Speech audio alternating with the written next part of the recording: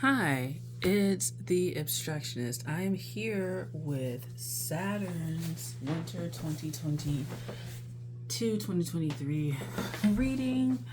This will be a planetary reading. I am not doing zodiac signs. I don't feel interested in it. So this is for people who have Saturnian lessons to learn, a majorly aspected Saturn, a Saturn in detriment, rise, whatever, or you just feel called to the lessons of Saturn. Yeah. So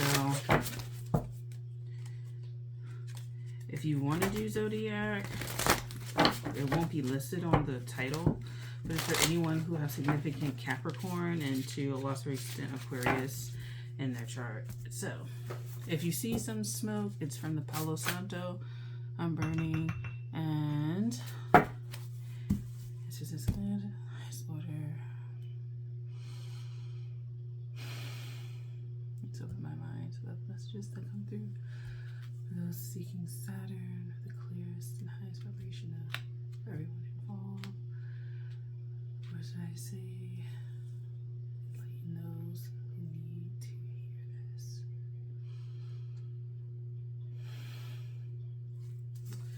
I am using the Uncommon Tarot and the Woodland Wardens. These are two new decks to my collection, but I feel like using them will be helpful.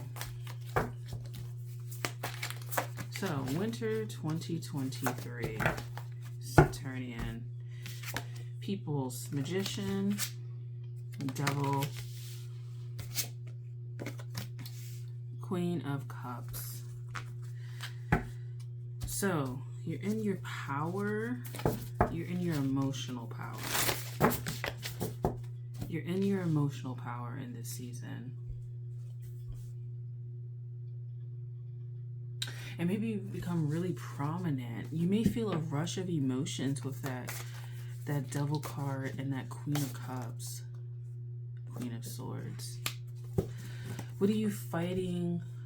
What are you fighting? What are you trying to avoid? What are you trying to keep buried beneath? What are you trying to restart? Start? What is it? It could be the acceptance of old cycles. The acceptance of old cycles, the rejection of the self in favor of continuing the cycle. This is unconscious. Some of you had children with people that unconsciously keep the cycles going in your family.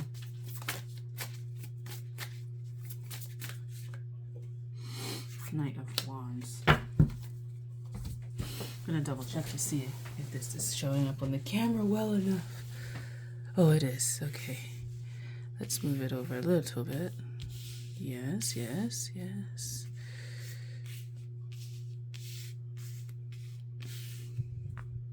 Okay. Well enough, yeah?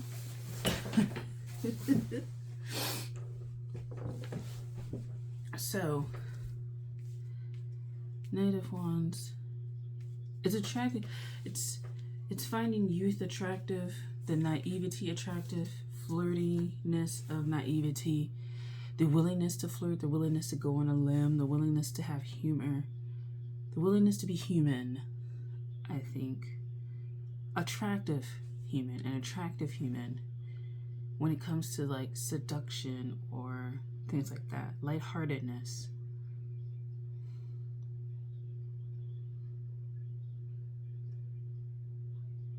Someone's seductive qualities is really a mask. It could be that they're more serious than their humor or their seduction lets on.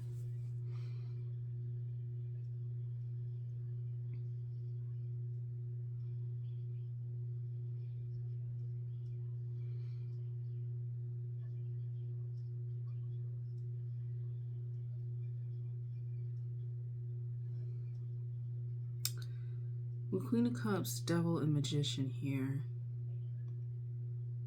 There's something coming up about that. There's something coming up about being the goddess, the femme fatale, the lusted, the one who's lusted after. It could make you feel uncomfortable. It could bring up very dark psyche. It's kind of interesting. I have like a poetry collection I want to name Dark Psyche, but it can bring up dark psyche or dark thoughts, a disgust almost, and having to be that way. Restarting and starting yourself, restarting and rebuilding yourself to be something that really draws in what is perceived as lightheartedness, but really is devastation. This double card is really, really wanting to speak. It doesn't want to be crippled. 8 of Cups, Strength, and 9 of Wands. It's exhausting living a lie. It's exhausting being a lie. It's exhausting being the production of a lie, being reproduction of a lie, reproducing a lie. Someone was not born. Their own start as a human being was born from a lie. A lie of relationships, a lie of love, a lie of degree of vulnerability. It's a lie. Things are lies.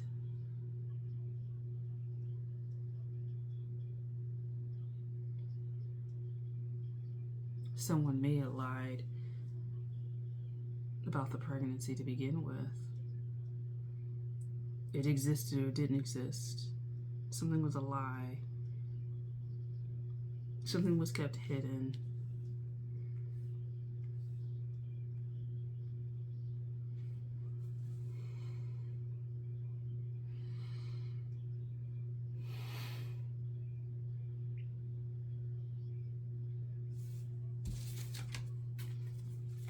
Someone's coming to the conclusion that they were born into a lie, a false relationship, a terrible relationship. I relate to that. Coins and 5 of Wands.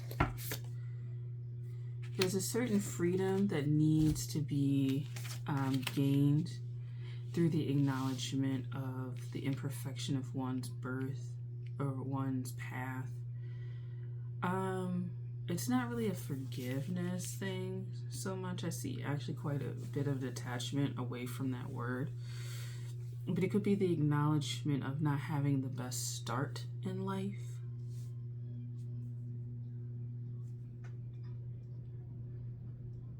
And that what has been built up into this point has been a lie trying to reclaim the gaiety, or trying to reestablish the gaiety that never really occurred. It could be familial relationships. It could be aspects of self, like the parent to yourself. I just think that behind this exterior, there's something that's a lot more, I say sinister, but a lot darker. I'm a lot more greedy when it comes to emotions. A lot more willing to be false. I don't know if it's really to gain praise. It's not, and it's not a distance away from oneself. It's just maybe the acceptance that other people around are not really interested in the depth that is required to create true clarity of relationships.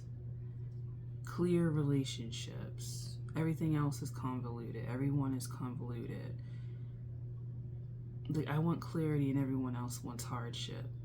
And they don't even think twice about it. They don't think twice about the hardships of relationships because they're living a lie. And that's just going to keep it up. It's going to keep up the fun. It's going to keep up all the stuff that we want. but it's a lie.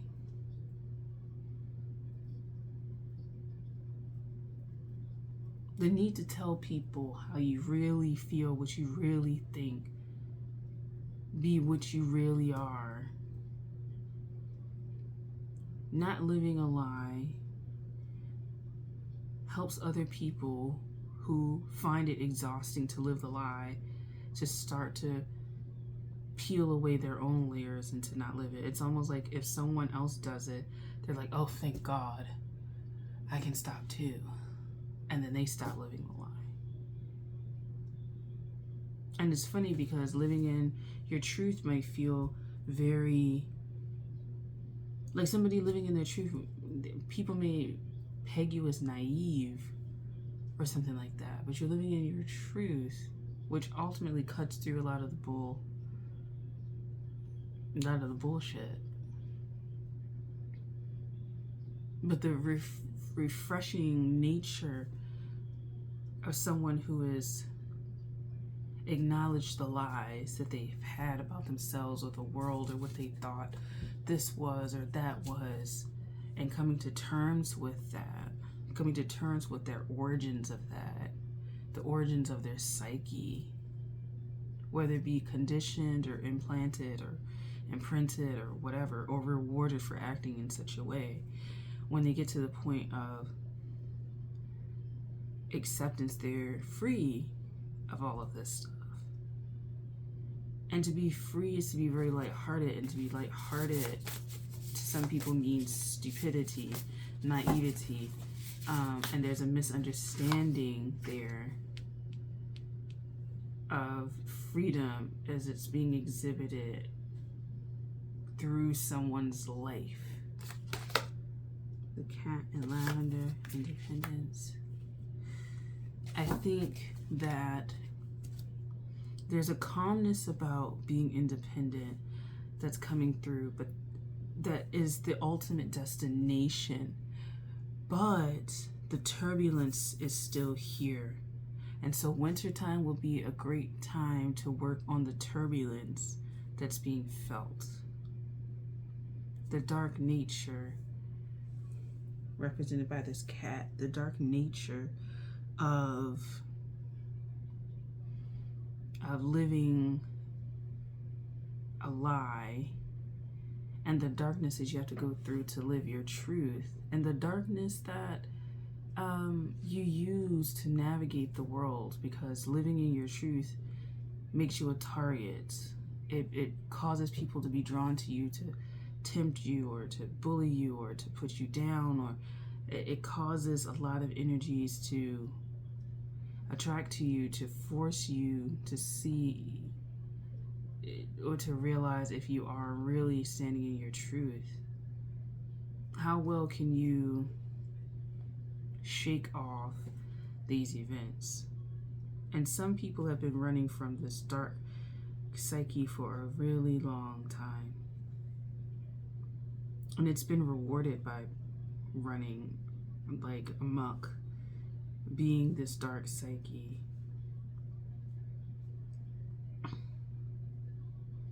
But there's a truth that wants to be told, and there's even parts of self that rebel against this determination to gain clarity. But it must be gained because it's going to help with independence, it's going to help move forward. For some people, this is clearly making amends with your origins and how you got here. For other people, it's being in your own truth, whatever that is, and being able to regenerate oneself. And that inspires other people to live their own truth.